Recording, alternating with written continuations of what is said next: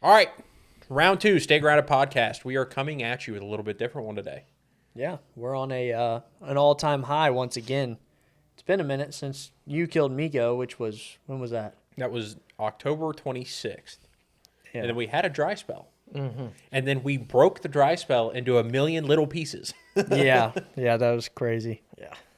If you can't tell, we're sitting here with a new array of antlers on the table from the first one. And they came off the same farm. Yeah, all same farm. A deer that I'm sure fought. And the 4 antlers we have are obviously the sheds of Big Mac from last year. And then this year's we skull actually cap. have the skull. Yeah, this year we actually killed the deer. So we're pretty pumped about that right now. I'm on cloud. I mean it's 15. Cloud 15. Or it's kind of hard. You try to do the size of the animal justice.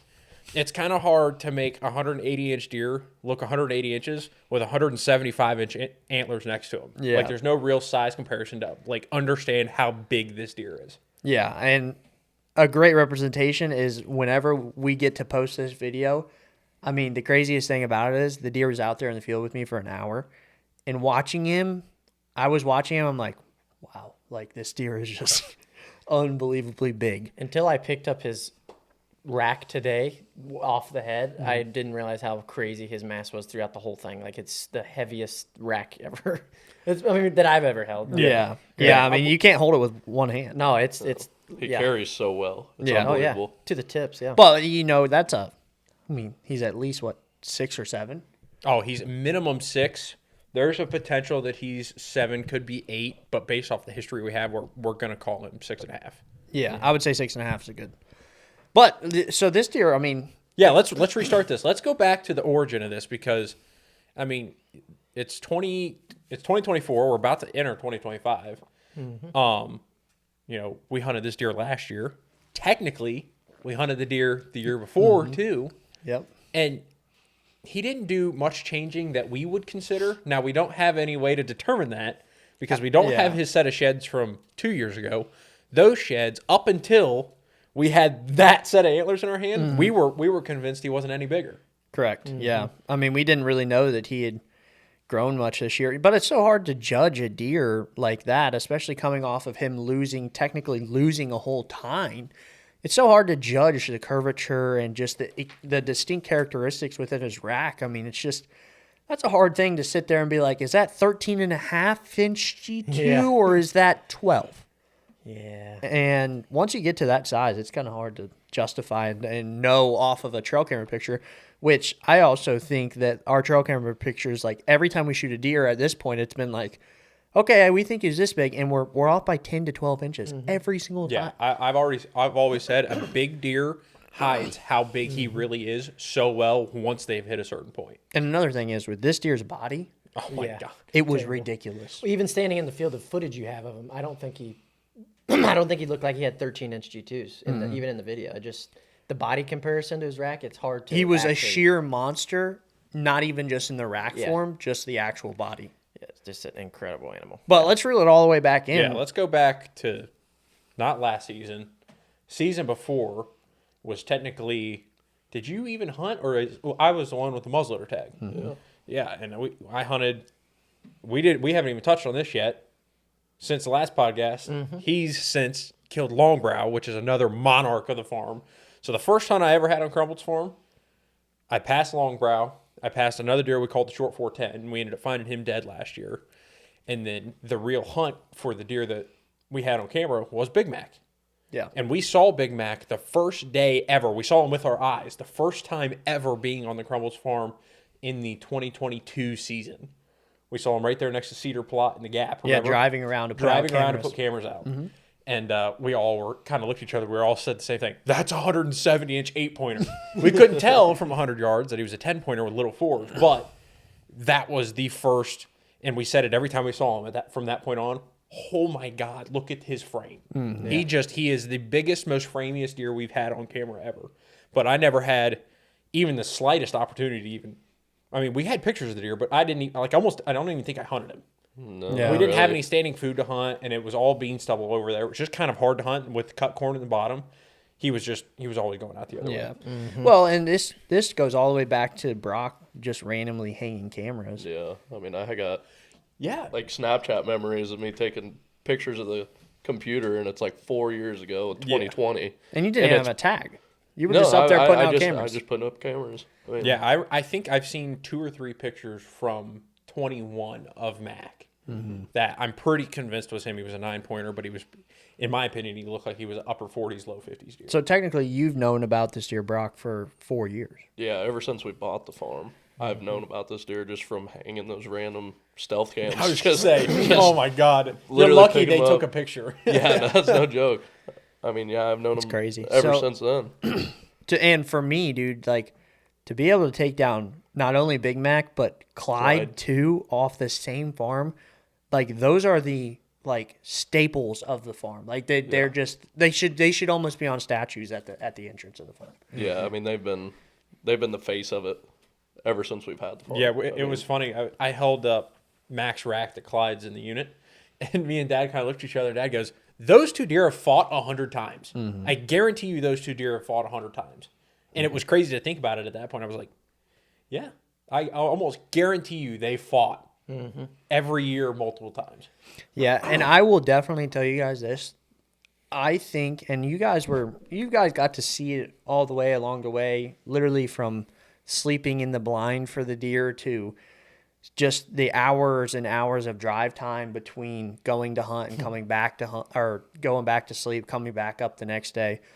We were so persistent on this deer at the end of season last year. Me and you spent 20-something days. Yeah, I think it was 22 days straight. Yeah, I mean, we commuted so many. I mean, and that's what in my Instagram post I talked about the sacrifices made. For me, like the way I look at like judge something like that is time spent, and it's like think about the time that I spent just on that one deer, not only just in the stand, but driving and the commitment and the amount of days I sacrificed doing anything else but going after that deer. And I said this in my Instagram post, but I can't even like say it enough that this deer has got to be one of the most special to me because of how hard he made me work for it. He was not like any other deer before, because all these other deer before, I feel like as they get older, their home range does not get bigger. But this deer is literally the opposite.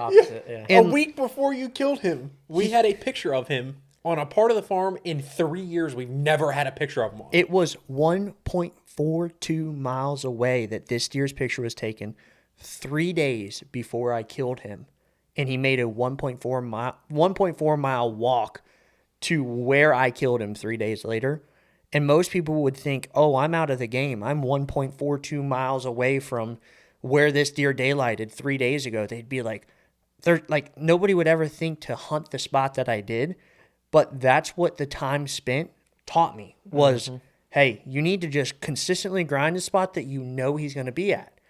And so I had the encounter with him and almost killed him with a compound in the same spot that I ended up killing him, like almost standing in the same spot. And didn't capitalize on that.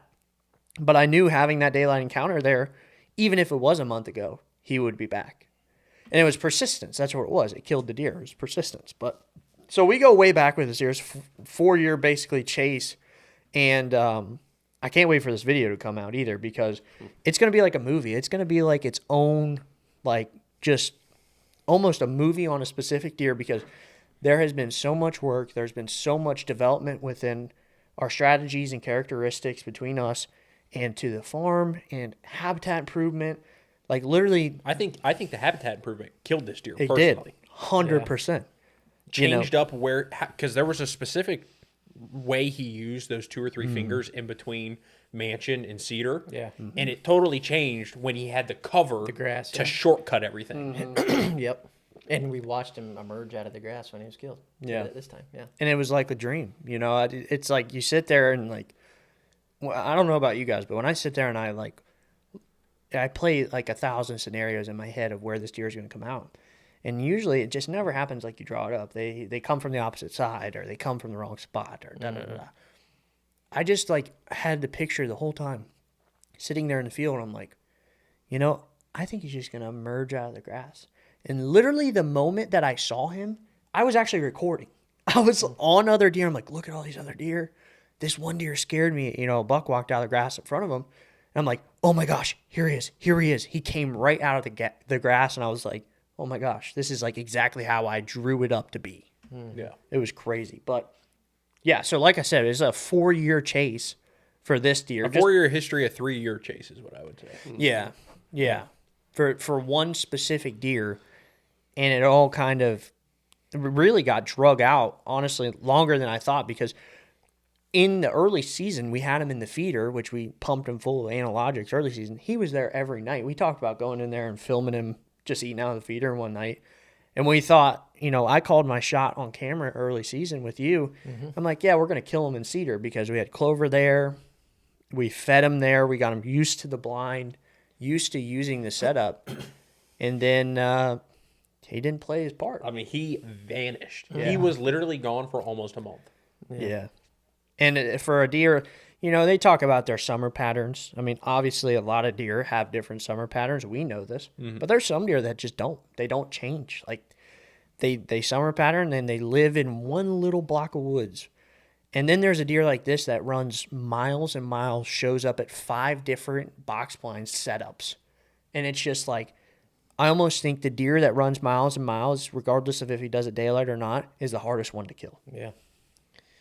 I agree. It was, but if you think about the 7 or 8 times we watched him do that, on the final time, he did his check. We started calling them checkpoints. Checkpoint here, checkpoint here, checkpoint here. Where's the final checkpoint? Start over here. Yeah, that was the game we played. Is we could have chased him around based off pictures. That's not what needed to happen. That was the game we ended up figuring out with this deer. You're not going to chase this deer around. You're going to be ahead of where he's going to end up. Yeah. So hang on. Prior to this year, I wasn't obviously here before, but I believe, if I remember, you didn't have a single encounter with him. No, and No, they hunted so hard last Like year. you never saw him on the hoof one time up until this year, correct? From Keokuk to the farm is an hour and a half one way. Yeah. So every day it was a 3-hour drive. So I had a 3-hour commute, 22 days straight. In the coldest, on standing beans, the coldest it could be. Yeah. We had snow some days. Yeah. It was, the settings was perfect, and we couldn't even see the deer. We knew he was there every day. We get pictures of him at night. We had everything that we could ever imagine to put our cards on the table and be in favor of us and not the wild animal. We didn't see him once. And that's what I told him. I'm like, as much as this deer runs this farm and shows up in so many different places, he's a ghost. We can't even see him, much less kill him. Yeah. And so I think that in itself is a testimony for the caliber of deer that we're dealing with. I mean, like, it's unreal. We had this conversation before too. It's like, was he really that smart? Like that he knew our presence was on the farm, or did he just get super lucky and like bounced around and like, you know what I mean? That's I Because literally said thought that it over was the deer. We felt like he was impossible to kill. Yeah, I literally said that standing over the deer. I said, I don't know if this was the hardest deer you killed or literally just the luckiest. Yeah. Because like on your 22 days of hunting, and I would hop in with you, Dad would go with you. Like it seemed like we'd hammer. Like we had the strategy where we're like, we're gonna end up where he's at. Like that was our thought. Eventually, yeah. And then we'd hunt that spot for 3 days. And the third day, we got his picture in the cedar beans. We're like, all right, well, that's it. He's been over there for 3 days straight. We're going over there. We'd go over there. That was the night he was in Mary's. Same thing this year. Yeah. This deer just moved around like crazy. But, you know, I think when I had the encounter with him, my love for him grew big time because it felt like not necessarily a missed opportunity, but I got to see him and I got to have a connection with him. When was that? November 7th-ish. 7th. No, I thought it was like 3rd or 4th. It was somewhere in that first week. Oh, of it November. was a little I think it was later, than 7th through the 9th sometime, I think. Yeah, so it was me and you pounded hunting the rut together almost every day, dude. We had so many buck encounters on that side of the farm. You were hunting over there for Bowser. Me and Tristan literally saw 22 bucks in one day. Yeah, our rut activity was really, really good. And even on that bean plot in the rut, I was having so many deer cruise that grass that we burnt. And like you said, that grass being as tall as it was, I think that was the difference. 100%. I think it made him more comfortable to get places quicker. I literally think he was just shortcutting stuff so much faster to his checkpoints. Yep. I just think that last year that field was, what, 2 feet tall? 2 feet I tall mean, and if like that. foxtail. Yeah, And what is it now, just so the people know? Yeah, Like, it's 6.5 foot tall, like beautiful over blue a, stem. over a truck. Yeah, Yeah. yeah. And And it's the- just this perfect density to just like sneak through Yeah. almost invisibly.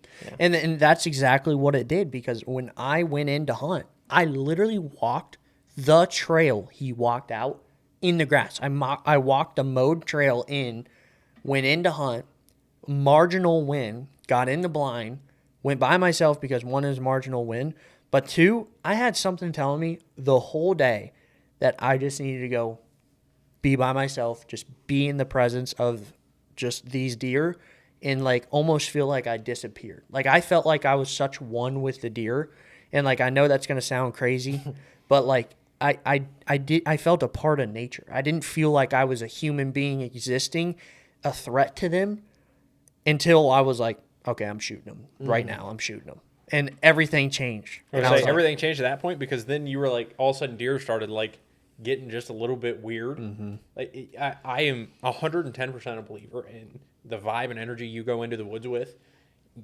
Animals can feel that, and I know people say that a lot. What's the word where you create presence. No, you create like a based off your mentality. What's that word? People Aura. do it. What? Aura. Aura? No. What is it? So it's a verb. Like, what is that? I know what you're. Does it start with an M? Yeah, I think so.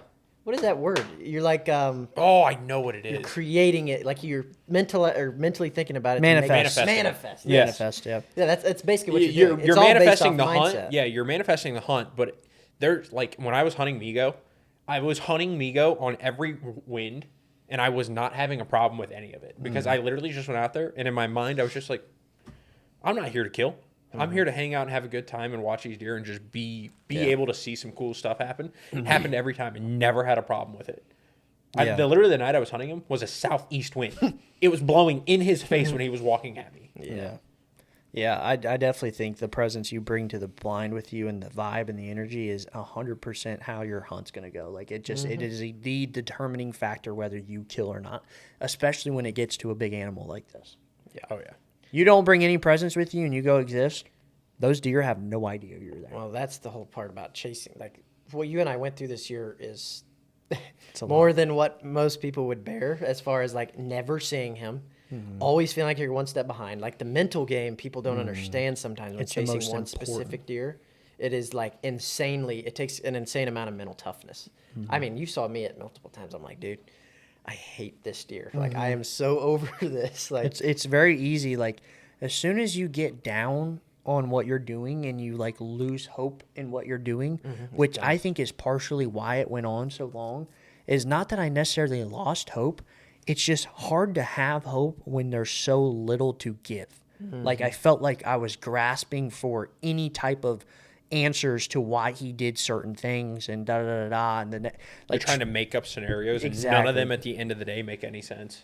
Well, and they just like they were never right until they were right, you know? And so like the reason that I was so on the ball about wanting to go by myself was because we were walking a new farm together.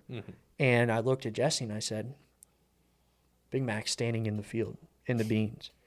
And we had recently had his picture over a mile away. And I'm like, if he's there at 9:00, he's not going to be far. And I never said that out loud. I was just going to go in there just tiptoe in there, get in there early, and just know that I'm close to him. I'm in his presence. And I felt that going in. I'm like, okay, no cameraman. I sent you up with Jesse to the north side corn. You guys were covering the back door. Casey showed up there, which he had before. I would say, if we're going off the checkpoints, yeah. when he was at Mansion, in less than 12 hours, he was in the North Corner. Correct. Yeah. And Anytime. that was the conversation we had was, and I'll be straight up honest, I was hunting the deer with you. I told him in the blind, I said, I don't know, even tonight on that hunt, I was like, if he ends up in front of me, I seriously don't know with how much hope we went into on your hunt that I could shoot that deer. Yeah, but you and I both Like even I think it was before. I said it. I said in the blind. I said Tanner's killing the Yeah, deer we tonight. literally as soon as we got in, we was like, Tanner's gonna kill that deer tonight. Like we just knew for some reason. I knew going in, you have this like butterfly feeling Yeah. where you're like, I feel like this is the night. And like I said, I had a lot of hope to be on because of him being there so late in the morning. Mm-hmm. And it was this dreary, cold, just really brisk day, even in the blind. It was just it was just freezing, like just Oh yeah, cold. we were underdressed so bad when we got there. Just I was like, man, cold. I really should have brought my jacket. We didn't think today. it was that cold, but it was also just, it wasn't even the temperature that did. It had a weird feeling that day. It was just that heavy, Overcast. wet, high. Like Yeah. and the pressure was still rising, but the air was heavy. Yep. Yeah.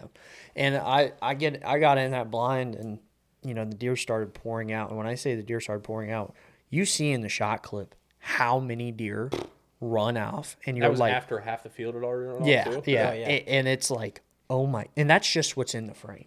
Like it was unbelievable the amount of deer that was in that. Like I can't even tell you. There, like with when me. he walked out, there were still pouring in. Yeah. I had him out there for an hour before I shot him. He was my only focus. I have no idea what else was out there in the field. There was racks everywhere. No idea what it was. I mean, I was just so focused on this deer. And I was getting trail camera pictures of deer, but like nice bucks walking in, and I'm like, wait a minute, is that Mac? I'm like, no, but that's a big deer. What deer is that? And this whole time, Mac was already there. We're like, we never saw Well, him. the same thing happened with us. We're sitting there, and because you had called me when he'd come out, and you were just like, hey, this is what's happening. yeah. And we had like a mental like, all right, let's both calm down Yeah, conversation. yeah. And he hung up, and then me and Tristan, it seemed like we were staring at the floor of the blind, just listening. We were. Like when I looked up at one point, we had 40 deer in front of us. I could not tell you if one of them was even a spike. There could have been 190-inch deer standing in front of us. I have no clue. I was only focused on trying to listen to what was going on. We were listening for a gunshot the whole time. That was it. Or the phone to bus. Gunshot. Yeah. Well, and so like when he had walked out, like my heart was like almost, it felt like somebody moved it up to my head because my ears, like I couldn't hear anything because my heart was beating so loud in my ears. Like it sounds weird. Oh, but, no. Anybody that shot a big deer understands that feeling. And that's the feeling that if you don't get that feeling when a big deer comes in, you're not into hunting. Like you're just not. Like that deer came out and I was like, oh my gosh, like to be back in his presence and know that I'm in such a, like, so the amount of time, like it's almost like a flashback comes in of just how much time and effort for this opportunity for him to stand in front of me. And then I got to be in that deer's presence for an hour. And like, I can't tell you how much respect I gained for him sitting there for an hour in the field. Like, Yeah, just watching him. just to be there with all those deer, a marginal wind, deer so close I can hear them chew, and knowing that the wind is blowing right at certain deer and they're not smelling me, I'm like, It's like just a feeling of success. yeah, it's Really. just you've tricked their senses. You've beaten the deer. You beat them all. You beat every single one of them because you could shoot any of those deer in the field. Yeah. But to beat a deer of that caliber for that long and pull off self-filming, getting it on good film, not just a wide shoot. No offense. Oh, that was a shot. Hold on. My next Jesse. point was going to be, we were getting to experience deer do deer things, but it's very time of the year. Like with Migo, I got to see him Yeah. Rut. be a Same thing. fully rutted up buck Yeah. doing crazy things, which is why I left it wide, which I'm not saying the shot was terrible. It was what I was working with. But in a different scenario, different time of year, you got to see that whole herd of deer do what they do this time of year. Yeah. Yeah. Well, and so like I was saying, dude, like when I dropped the window, I finally got the window down because I had 7 does within 15 yards for about 45 minutes of him being out there. Then the end of the field spooks and 10 deer run off. And I thought for a second, I'm like, oh my gosh, he's going to run. I'm like, and I screwed this up. I waited too long. I screwed this up. And when the deer walked out and I called you, I was so nervous and I was like, okay. And you hear me in the video. I'm like, he's out here early. I'm going to be patient. I got time. I'm going to be patient. And I thought I was too patient. I was like, man, I should have seized that opportunity. And he didn't run. He started walking right at me. And I'm like, uh-oh. Like, and as soon as he started walking right at me and he got broadside again, I'm like, okay, like I'm going to get ready to shoot him. Jesse and I thought you were a little too patient too. 45 minutes of being patient. Yeah, starting cool to get dude. a little worried. Oh, cool dude. Having him in the field for an hour is absolutely crazy. It was insane. I mean, Yeah. I don't know how you restrain from just trying to pull off a Some type rush of shot. Yeah. You know, just from Really- first seeing them. I would you say know? we really wouldn't have been rushed because we watched all that, and it was broadside at 80, broadside at 70, broadside at 60, broadside at 50, broadside at 45. Then somehow he was full frontal at 40. Which, that's another topic, but the weapon of choice was definitely fully capable of making a shot. He was almost in. I mean, he was in bow range. So going into the shot choice and option you were given, it probably would have definitely been a broadside. If the scenario would have been given that, but It was kind of more like a do or die. I mean, like I was, sitting there. You would think for an hour you could find a situation that was not do or die, but when I decided to kill him, I was ready to kill him. It had been an hour, so I got the window down and filming, dropping windows, moving the gun, getting on him, making jumping sure the chair around. Yeah, making sure everything is right and he's in a window squared and you don't get caught. I mean, there's so many scenarios that could have got messed up in that one little movement of 10 seconds getting everything set up. But, like, I knew as soon as those does got out of my wind and everything got set, I was like, okay, I'm ready to shoot him. He was broadside when I attempted to get the window down. I got up and I got caught. And they were staring, turned around, looked at me, and then when they turned back around, I dropped the window. And I had does at 20 yards when I dropped the window. And I'm like, oh my gosh, I got the window down. So when I got the window down, I was on the scope for about 45 seconds, and he had faced straight at me at that point. And I'm like, well, I'll just wait for him to turn broadside. So I'm aiming on him. And I guess a doe to the right of me, which is kind of halfway downwind, she noticed the difference in the front window being down on the blind or something, and she just turns and stares at me. And I'm like, okay. And it wasn't one of those Well, and you had a northeast wind, and if she was over there, oh, yeah. the first time the window's ever been opened all night, and all of a sudden she decides she's looking at the blind. New sense. Yeah. The scent goes out the window. Yeah. So your scent control is absolutely at 0 when you drop the window, and all the scent that was cooped up in the blind went out. She may have got a whiff, maybe not. She stares at the blind. She stomps a couple of times, and I'm like, okay, she's about to throw a temper tantrum. All these other deer don't see it yet. And I'm like, I either get a running shot because he's running away, or I get a full frontal at 40 yards with a giant smokeless muzzleloader. And I'm like, I'm going to take the standing still shot over the running shot any day. And I knew, dude, 40 yards, you could shoot that with a bow. Oh, yeah. I mean, so I'm like, Yeah, if you can make shot placement happen, a full frontal is just as effective as any other shot you can. yeah, I mean, and if we could show the picture of the heart of the deer, I mean, you would see, like, It worked. yeah, it was lethal as all get out. But I'm like on him perfect, and I see the doe freaking out, and I'm like, all right, cameras on Now's him. the time. Click. Cameras on him, guns on him, everything's perfect. I can make this shot. This is a cakewalk with this gun. So I put it right where it needed to be, and I shoot, and I immediately saw his whole body just like Crunch. Yeah. crunch and ripple, and I knew he was hit right away. Yeah. And he started booking it. I thought I would drop him. Yeah, Sending it. we all talked about that with the energy that gun puts out. Yeah. Especially at that shot that close, it makes total sense for the deer just to go down. And that's how you know you're dealing with a brute of a deer, because he was like had a last just A straight heart punch, and all he does is take it and start running. Yeah.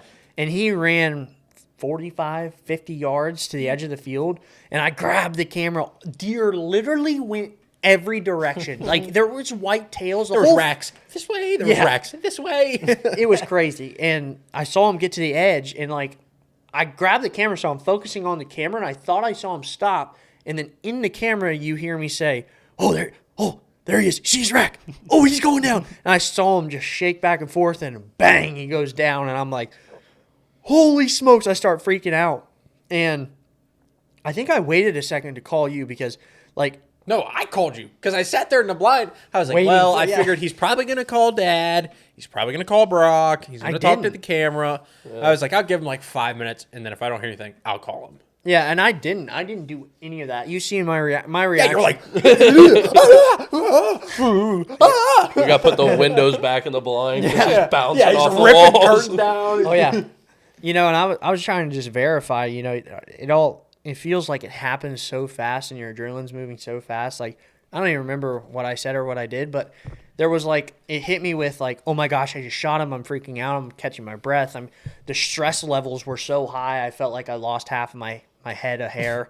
You're sitting there like, Yeah, I was breathing heavy. It was cold. Like just everything came together, and I killed the deer obviously. So I'm on cloud freaking 10, and I'm sitting there, and I'm just like, it went from like, okay, like this just happened to like a realization hit me, and I'm like, there was a different level of like, oh, this just happened. Like it happened exactly how it should have happened.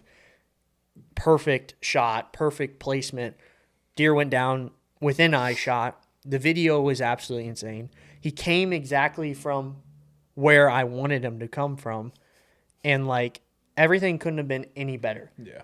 And I'm like, I mean, you couldn't ask for a better hunt, a better video. I mean, everything was perfect. And I went, and going in, we had talked about this before, but going in, I had the like, okay, like I'm gonna go in by myself. I'm gonna just be in the presence of these deer and just do what I do, hunt. And I talked to the camera for about 4.5 minutes, 5 minutes, and there was a Bible verse that had hit me in church about 2 weeks prior to this that I put in my notes, and it was a chapter out of Isaiah, and we don't do this enough within what we do, and I think we have such a good platform to do this now. Is I actually preached a verse to the camera of just something that just felt like it was touching me. I got in the blind and I said a prayer. I said a prayer that like I say every time I go to the blind, because I feel like when I'm in the blind, that's the closest position I am to God. And I got teared up like 2 or 3 times. Like I had a heart to heart with it. I was speaking to the camera and the camera's there, but like I wasn't talking to the camera. Mm-hmm. Like Yeah. I was talking to the big man above, and I said a prayer, and the prayer was like absolutely perfect. Just I felt like it spoke for everything that I needed to get off my chest. And when at the end of my prayer, I just felt like there was this 10-pound brick, just like everything was just swept to the middle and gone down the drain. And then I felt like I was like, okay, my mind's right. I have hope. I have faith. I have everything with me. I'm ready. Send him out. I'm ready. Yeah. And it happened, dude. It happened. And that's why I felt like I needed to go back by myself, is because I felt like we have such busy lives. We get moving 1,000,000 miles an hour, and things draw us away from him. But that's the way he knew he could bring me back to him, to almost feel like I regained my connection with him of like, okay, he's sitting here in the blind with me. This is my home. This is where he wants me. I'm on the path that he's given me. He's provided for me. And sitting there, I'm like, this is where I need to be. This is going to happen. And I said it. I watched the video back. I said it. I'm like, I'm going to kill him tonight. I'm going to kill him tonight. Like, I knew it was happening. Yeah, it was in the air for some reason. We felt the same. Everybody felt it, though. Yeah, me and Jesse did. We was like, we just knew. It was Yeah, we were gonna sitting back like, happen. Yeah, we're just waiting. I was saying, we really don't even care about being in this blind right now. Yeah. Just waiting on a phone call. Yeah. Yeah, I definitely think this deer's going to go down as like, I mean, one of the most special. Give him some angles. Yeah. I mean, it is ridiculous. I don't even know if that's going to do it justice. Yeah, you can't make it look And good. to be honest with you, like, we get a lot of crap for the pictures and stuff of Whitelo. Like, I don't even feel like our pictures did it justice for what it No. actually is. Like, There's few comments in there of people that have like gone to the same taxidermist, like specifically one comment. Yeah. That's like, I have held and seen some Yeah. 200-inch class deer, and that deer holds its own with some of the biggest deer I've This ever seen, wide because load, correct? yeah, Yeah. wide load, just because of the way he looks, and There's no frame out there like that. no, and like this deer, to put it in we perspective, held it next to White. He holds his own. he Oh, yeah. holds his own against one of the biggest frame deer I've ever seen in my life. Yeah. Oh, yeah. I mean, and 27.5-inch beams, What was his 13? He's got a 13 and a half, a 12 and a half inch 3, which you don't see often. Yeah.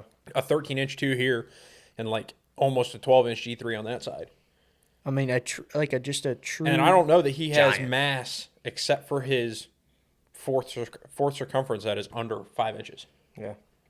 Like a true giant. Like it just.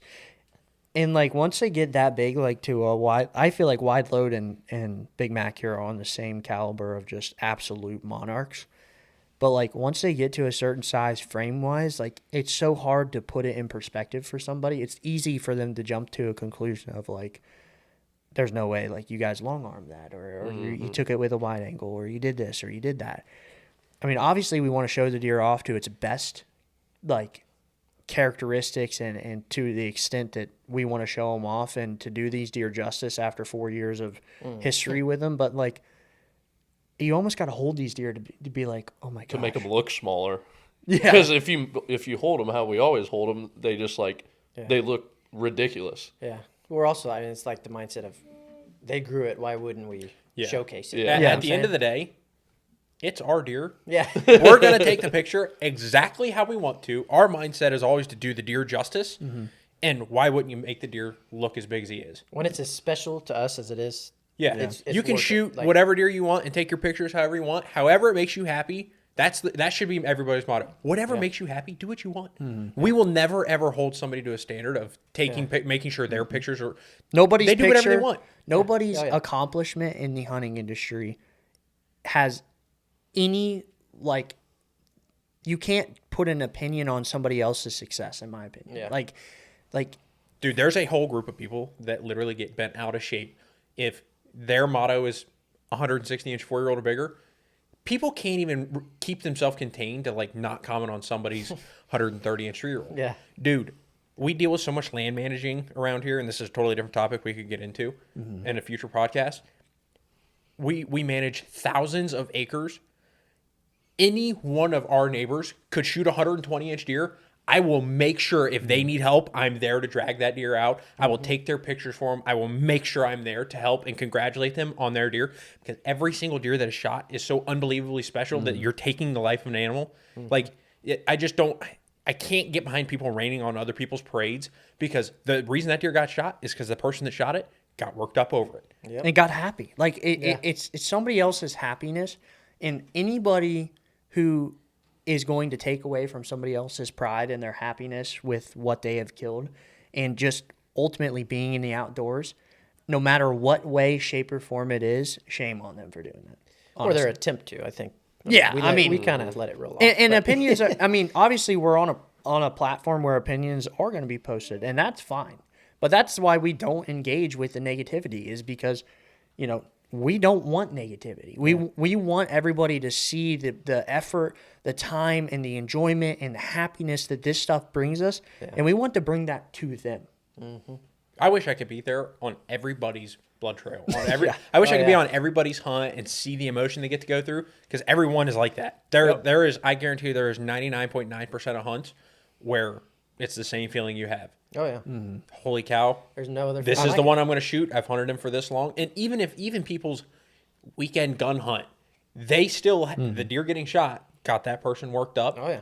Like, like I said, whole nother podcast, but the rabbit hole you could go down with neighbors shooting your deer. Yeah. At the end of the day, this is all the next eternity of the earth has been written already. Yeah. Whatever happens in this mentality, if everybody could just go through life with this mentality, If it's only. already written out. If you're meant to kill the deer, you're gonna kill the deer. Yeah. You're just following the plan. That's all you're doing. You can't change anything. You putting in the extra day and a half hunt isn't gonna change what the outcome is, because that day and a half hunt that you feel is extra is already in the plan. Yeah. So it's just, like I said, you can get down a podcast hole of going into how people's perceptions of other people's success really could be handled, and it could be 2 hours long, but For sure. Yeah. But I think in summary of this, like, I definitely encourage you guys, whenever this video drops, to be on the lookout for the actual, like, movie. I'm going to call it a movie. I'm going to call it the Big Mac movie. Yeah, but I mean, Because it should be. I want this video to be so special for you to, like, see the full process, but also to, like, see the character in it, because not just in the deer, but I think it shows a different part of me in this video than just going out in 7 days shooting wide load. I think people were they don't understand who we are. And I think that's what this podcast is to do for us, is for them to see like the respect and just the amount of effort that actually goes into it, and get to hear us talk about it. And just that anybody who's intrigued into it and wants to go into depth with the conversations and things with it, I highly encourage you guys to, obviously, if you're listening to this, go over to the actual video and watch it all unfold, because when that video gets dropped, regardless of how it does on views, doesn't matter to me. Yeah. It is going to be something I can watch back for years and years and years and years, my whole life, because it was documented, and the realness of it is what's going to be different. There's not very many videos, and obviously the longevity of this platform, you're going to have more videos like it, but where we're at right now, there's only a handful of videos that are going to be as well documented like we have done with this particular deer. I wish every deer was like it. Yeah. But this particular deer has just what I would consider one of the better documented histories, not just of like seeing the deer, getting a trail camera picture deer, but the production of the plot, burning of the grasses. Like you get the full circle effect of feeling like you put in 100% effort for the deer, and then getting the reward out of it in this particular video, and it's all documented so perfectly. I was gonna say, we only, like, as far as seeing the deer, we only have one bit of footage of an on-stand He's only been encounter. seen once. Yeah, up until the night we killed him. I mean, we don't have a lot of that, but we have every single thing else that went into it. And as long as I can, like, put this vision into the editing software, Just then get it's gonna be a creative. special movie. You know, and you're creative enough, and you've been around to see, Yeah. you know, how much blood, gonna be sweat, tears, everything has gone into it. Yeah. And I think when you're editing it, you're like, just to have an open mind with, you know, seeing the farm, seeing everything go on.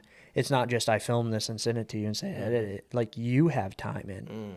We have cold, sleepless nights in the blind. You guys being innovative with your blind camping tactics. Yes. I think you carried in a whole queen size memory Mattress. foam topper. We did that. Yes. That didn't help us sleep any, but yeah. I think to be warm you have to have blankets. Well, also a heater that works. That we took one, and yeah. By the way, I smelled so bad that night. Yeah. Oh god. Yeah, it was bad. The, I should have took a shower. I do feel like this is like a pretty good interlude to the episode. I mean, I feel like the listener is going to be like, oh my gosh, I want to put these visions I'm having right now of them telling the story, and I want to watch it. Yeah, like, you I get feel to like tease this is it. cool. Yeah. Yeah, you get to create a small image, but Yeah. I mean, I think what's going to be produced is going to be something that blows everybody's socks off. Yeah, That's the goal. I hope we get it out there to a big platform of people too, because of just some of the. I want it to pull people in so much that they want to come over and listen to this too. Yeah. Like, I want it to bounce back and forth between Yeah. like this style and then our kill style, like, and our document style. Like, I don't know. Yeah. I think it'll do a good job. Yeah, for sure. We'll make sure it does a good job. Well, I just hope at the end of the day, everybody takes the time, whether it's a 30-minute video or an hour and 30 minutes. I hope that they can enjoy whatever amount of time we put into it. As much as we enjoy it, I hope they can enjoy it. I just hope they could feel a little bit of the emotion that we felt going through all this process. That's 'cause the goal. it's- Like, I watch some videos and stuff and I get goosebumps. Yeah. Like, you get, Oh yeah, the videos that give you the tingles. they're good. They're so good. That we just watched one the other day. The one I showed you in the unit over there with what's his name, the famous Oh, Jim Shockey. the Jim Shockey. The Jim something Shockey like documentary. that. That was one that sent me Unbelievable. chills. Done by his son, I Yeah. believe, on Cameron Haynes' page. If you haven't watched that, that's Oh my gosh. That's That one, about I'm sure. kinda- I'm sure most of our people have seen Seek Ones. Yep. Oh yeah. That one. Which one was that? Ohio 212. Right? Yeah, yeah. Oh my gosh, the documenting on that was insane. Yeah. I think the best one ever is literally the one that gives me the chills. Every time I watch it, I've seen it so many times. It's like just like a monarch for me for when I think of hunting videos on YouTube platform, and it's like, Let me guess. go ahead. Goliath? No. No. It's Baby G. It's baby. No, no. Who is it? It's you nearly adopted the dog. Oh, the Bane episode. Yeah. That's all I had to say, and you guys knew it. Bane Seek One's. That was one of Bane the best eight-pointer. intros, probably in a hunting episode I ever. was born in it. I was born in it. Yeah. Molded by it. Well, Well, I think we're gonna tie it up there. What do you think? Yeah. Let's Stay do it. tuned. That, It's that gonna be was a good. good second podcast. Obviously, there's going to be more. We've been trial and erroring. We filmed. I think we filmed. No, we filmed 3. We've gotten 1 out. Yeah. But- We're still learning the software, so I won't put it all on me. I am the tech guy, but I've never done podcasts my before. No, we're not putting it all on Tristan. But we are learning and we're getting better, and I think this one sounds really good. So should have a round At least two. it looks like it's been recording the whole time. So I think we should tell everybody, though, before we exit out of this, I think we should tell everybody we're going to try to put out 2 of these a month. Yep. And consistently have new topics, guests, just better conversation. better conversation. Obviously, I feel like us as hosts are going to learn more. One other thing, as we get further down the road, I think something we would like to try and do is, as we build our listeners, take ideas that they want to hear us talk about. Yeah. And have We would love input. yes, input. Tell us what you want to hear. Exactly. I think that's I think we're really really looking forward to that actually. So And we can even do like a question and answer at some point. yeah, I think so. So be good. Yeah, so we appreciate you guys tuning in. Be on the lookout for the Big Mac episode. It is going to be hopefully crazy good and almost like a full-on documentary on this deer. A movie. A movie, right. The Discovery Channel's going to want this one. Yeah. And we're going to close out of this one. We hope to catch you on the next, and hopefully you guys tune into the video. So Be on the lookout. We'll see you later.